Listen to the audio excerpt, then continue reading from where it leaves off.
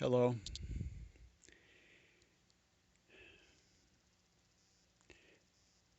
In the 2008 crisis, as you probably know, the interest rate that I think the Federal Reserve sets was lowered a lot. And I think they had a lot to lower it too. What I'm trying to say is they could bring it down a lot in order to encourage borrowing and spending. Now they can't. They're doing it again, I guess, and there's really not a whole lot they can bring it down by until it reaches zero. um, that's their concern because I think the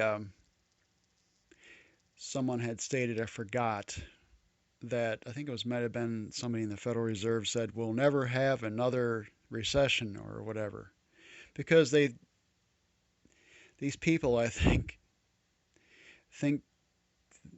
that they can control the parts and manipulate the economy.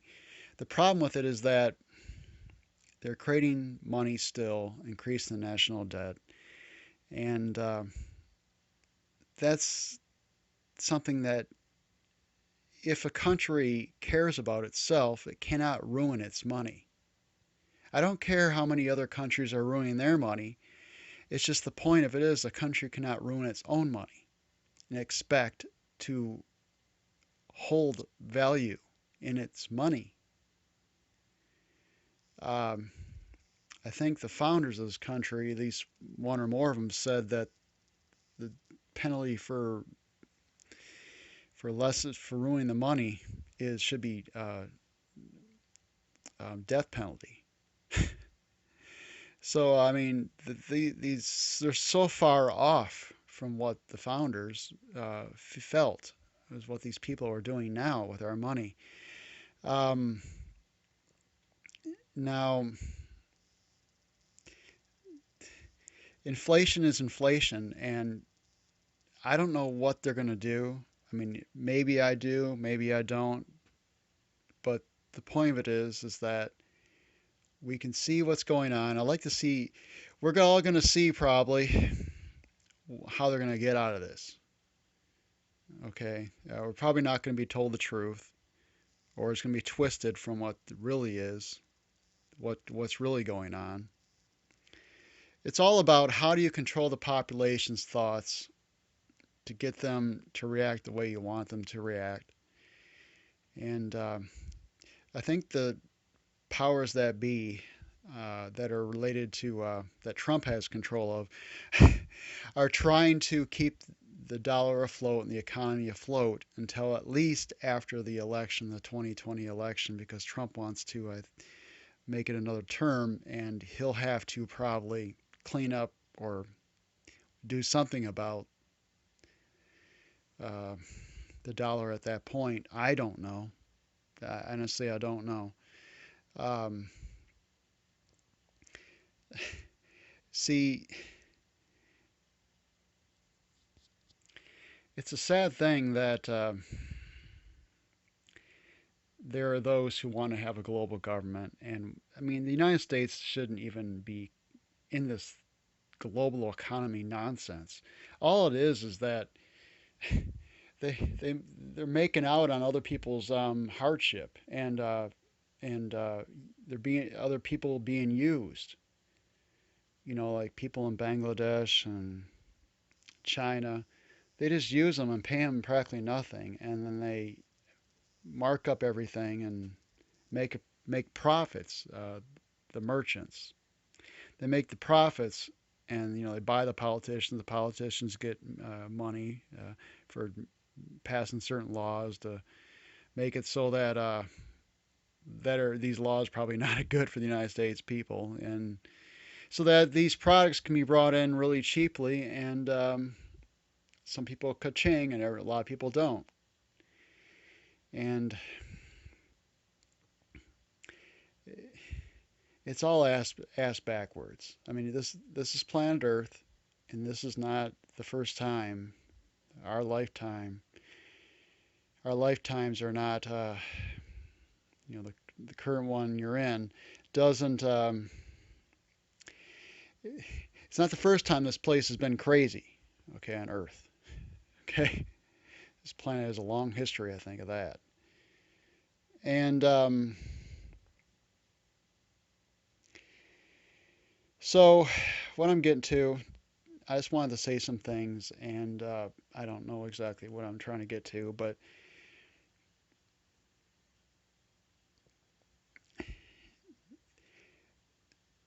things are going to continue on for as long as they can keep them going. I'm amazed on some of it. When a country has 23 something trillion dollars, the United States does, uh, it's got a powerful military, and a lot of the world looks to the United States because we have a lot of people here that see. They're still well aware of what happened in World War II, and they also understand what the United States has done to other.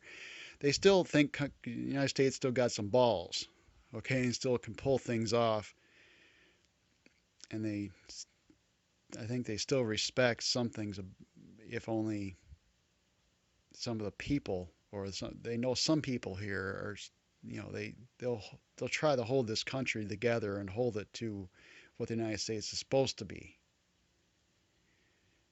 There's a lot of corruption, but they look at their countries like, my gosh, our country's really got some corruption, or we don't even have freedom, where we can actually, at least they have choice maybe over the United States, but well, they're like, well, that's their country over the United States. I like to make my country where I'm at better. They don't. They're like that. My culture is not the United States, and if I move there, I'm gonna not have my culture anymore in my land.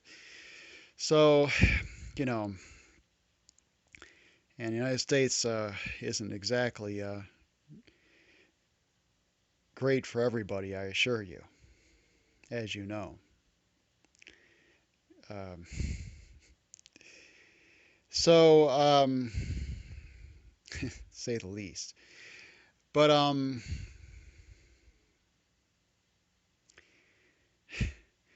can go on and on about that, but I'm not gonna. I mean, it's um. So anyway, I'm hoping that I think the best thing to do is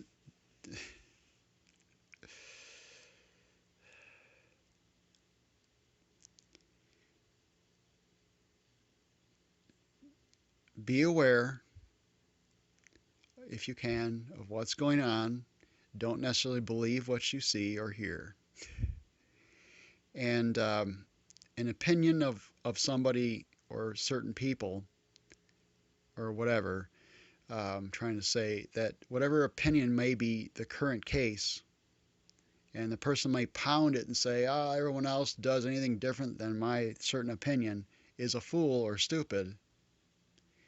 Give it a, a change the circumstances, the situation. The person might say, oh, wait, you got to do what this person, wait, things have changed, so now we got to do this thing, and that that I was against earlier. So it's not stupid now, but it was stupid earlier. Um, so anyway, what I'm trying to say is do those things I suggest, and try to not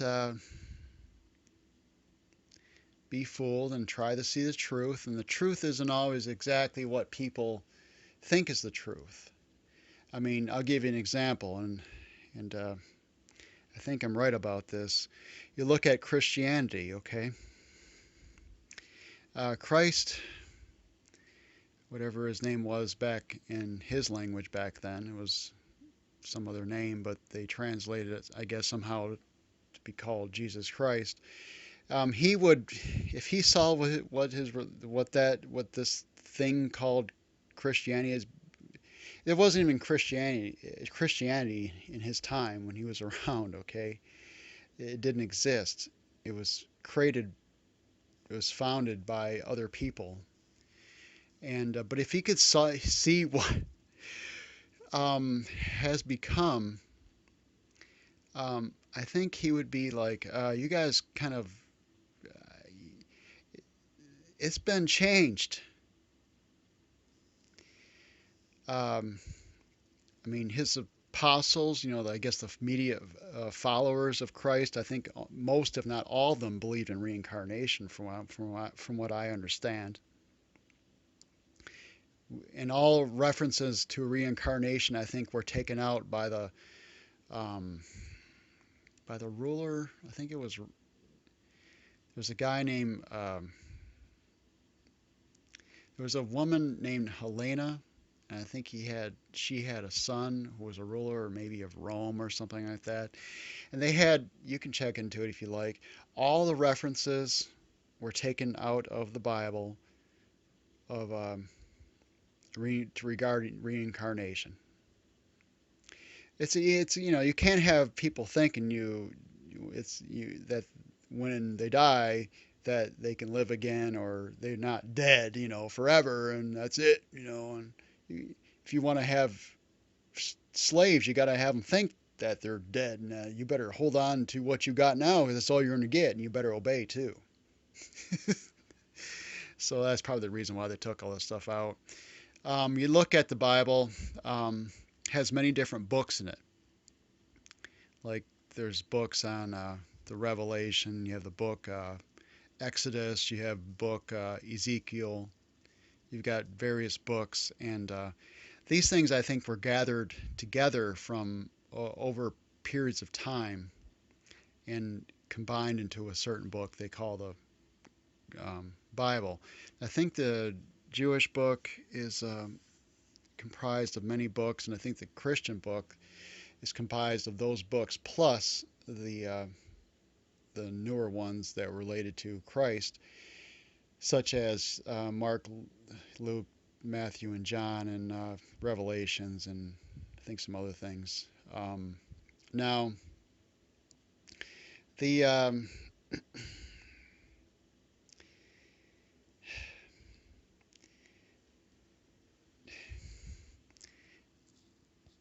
and someone had to decide what books were going to be added to it. And I think some Bibles actually contain certain books, and other Bibles do not have certain books in them. I call them books because you can call them sections or whatever, but they were particular writings that were considered separate. Like the Ezekiel was a certain book, certain writings, and Corinthians were a certain writing.